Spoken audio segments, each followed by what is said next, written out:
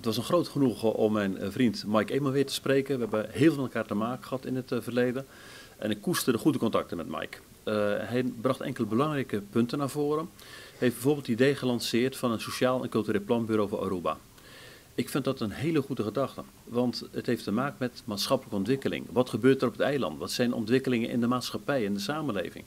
En zo'n bureau kan helpen om zicht te krijgen op maatschappelijke ontwikkeling. Dus dat idee vind ik heel goed. We hebben in Nederland goede ervaringen met zo'n bureau. En ik vond eigenlijk een hele interessante gedachte van Mike om zo'n bureau voor Aruba te krijgen.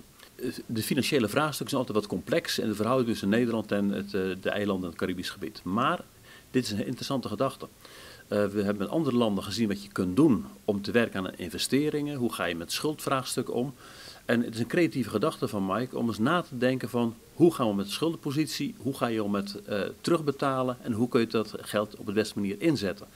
Dus ik vind dit echt een idee dat nader besproken moet worden, doordacht moet worden. Je hebt overleg nodig in Aruba zelf en ook met Nederland. Maar ik vind wel dat Mike zijn spoor heeft verdiend om eens te kijken hoe kun je opnieuw nadenken over financiële vraagstukken.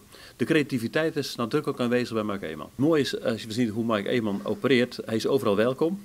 Men mag Mike Eman. We zien ook dat hij heel veel toegang heeft tot politici in Nederland. Is zeer actief, komt in Nederland, heeft heel veel afspraken. En het feit dat hij ook overal wordt ontvangen, zegt heel veel over het gezag dat Mike Eman heeft.